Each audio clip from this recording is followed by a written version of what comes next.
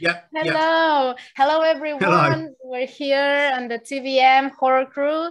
Today we are with Ricky Fleet, horror author. I'm so happy to talk to him because we've had like a kind of friendship for a long time, right? But I had never talked to you in person. So I'm so happy to have you Many here. years. How are you? Likewise. I'm very well, Ma. Thank you for having me on. No, I'm the happy one, really. And you are a very prolific author, so you have lots of things to tell us today. Can you tell us a couple lines about you so people get to know you? Basically, I'm the furthest thing from a potential author that I've ever come across. I am a plumber. I work on water pipes, gas, heating. Yeah. So I'm a tradesman by trade. I was a plumber for sort of 25 years. I taught for 10 of those years.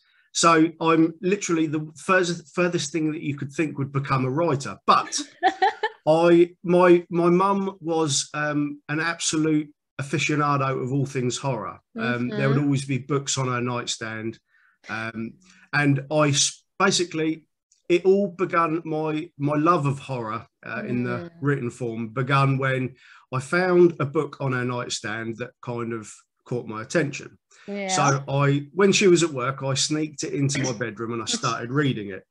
Now, anybody that sort of reads horror knows Stephen King. I didn't know him from anyone at the time. I was only 10 years old or so. Yeah. But the cover was a vampire, white-faced, bald head. And basically there was a stream of townsfolk stretching into the background who'd all been vampirized. Okay. So the cover grabbed me.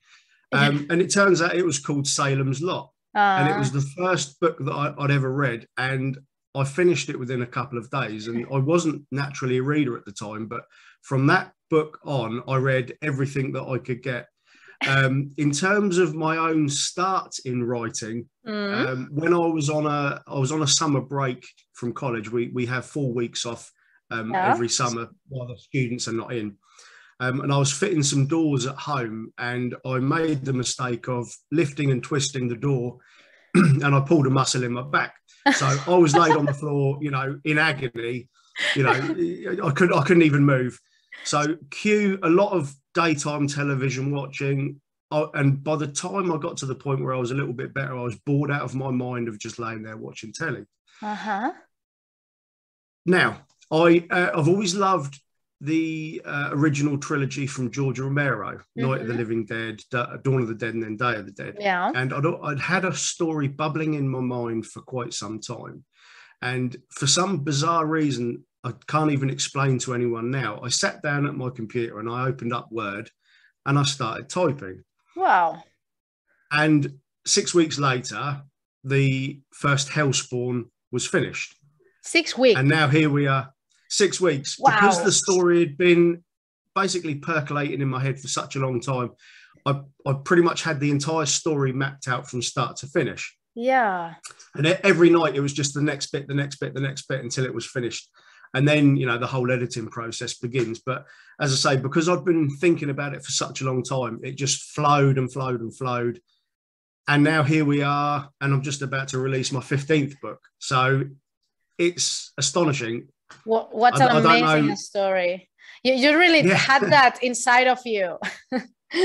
Really? Yeah, for years and years, because obviously when you watch sort of programs like the Dawn of the Dead and stuff like that, it's always told from the perspective of the Americans where they've got access to, unlimited guns and unlimited ammunition.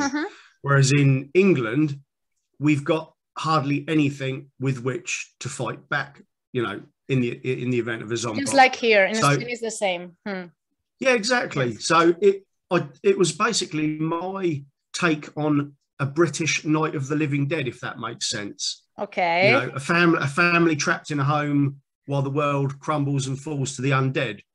And then, the story kind of developed and got much wider from there, and it spreads across the south coast of England and just gets completely insane. But yeah, as I say, it was my attempt at trying to write a story without the guns in it. Which is not easy. because you only have broken bottles to fight exactly. those. Yeah, we don't have much over here at all. Yes, when I have read something about zombies and that, and all the Americans are super loaded with guns and weapons. Yeah, but I think sometimes, what would I do? I have a pen. You know? Yeah, it can't do much damage. Exactly. Well, maybe used properly. Yeah. But and I'm so curious to know if in any of your books or stories or characters have your plumbing experience on it, because some ideas come to my mind that it has some good horror material in there too. Yeah, I must admit I went a little bit overboard with the construction aspects in book one. They use steel pipe and other bits and pieces, and you know I use more sort of construction knowledge, and they use solar panels to generate power and stuff like that to try and maintain a modicum of humanity. But it bleeds in later books. You know, they use the technology and the knowledge to freeze the zombies, to train in killing them and stuff like that. So it inevitably bleeds through. Only in Hellspawn. My other series are kept completely separate from it, but my in construction, it does come out in the Hellspawn series. I can't help it. Exactly. Don't you want to make a plumber character? I mean, in these kind of shows on the TV that they have the I don't know, Criminal Minds kind of thing, it's always that guy. That guy. Yeah, exactly. The psychopath, always. They get into your house and you don't know them at all. Like that's the thing though, isn't it?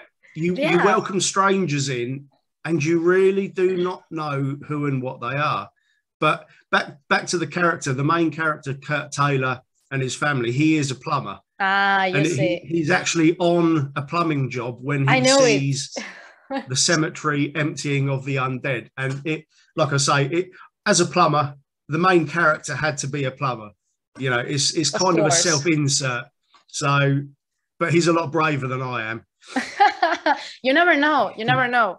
Maybe if you were I hope I never find out. I hope I don't have to use my pen. Exactly. Yeah. I mean, that's about all I've got at the moment, a pen. I think we're both in trouble. We're done. I have always thought that if there was a zombie apocalypse, I know all that running and hiding, I would just let them bite me and join the party, you know. It's like that's it though, isn't it? You know, I mean, I've got a wife who's got sort of disabilities, and ultimately I would end up getting eaten trying to protect her. So it's, you know, and my dogs as well. Yes. There's no way I'd last more than the first day. Yes, so I have always thought all that running, I'm not sure about that. No, it's far easier just to lay down and get it over with. Yes, exactly.